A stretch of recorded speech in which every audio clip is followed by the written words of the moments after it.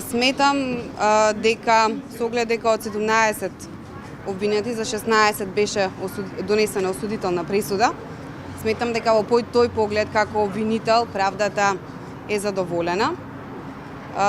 По однос на обвинетиот кој што е ослободен од обвинението со оваа пресуда, можам да кажам дека обвинителството остана на обвинението до завршните зборови, што значи дека сметаме дека истиот го сторил делото кое што му се става на товар, но сепак оставам простор да ја добиеме првостепената пресуда писмено, да ги видиме сите околности кои што ги ценел судот, па потоа да одлучи обвинителството дали ќе поднесе жалба во овој дел на одлуката или не.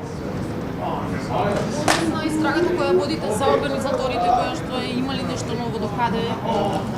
Со оглед на истрагата за организаторите, ќе бидете навремено известени во поглед на новите докази кои што ги прибираме, а во насока да не наштетуваме на самата истрага, па од тие причини ќе оставам простор за дополнителни прашања во друга прилика.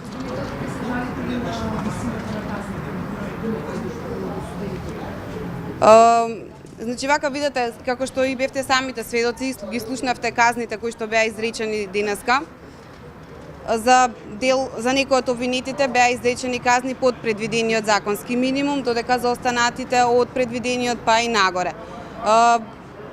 Кога ги погледнете нели како колку е време траењето на висината на секој од тие казни, за некој може ќе речете дека се релативно високи, за некој не, но сепак и тука оставам простор да добиеме писмено пресудата, да видиме точно судот кои околности ги ценел на страна од секој од обвинетите, па потоа ќе биде донесена одлука дали обвинителството ќе се жали за некој од обвинетите по однос на одлуката за казната или пак не.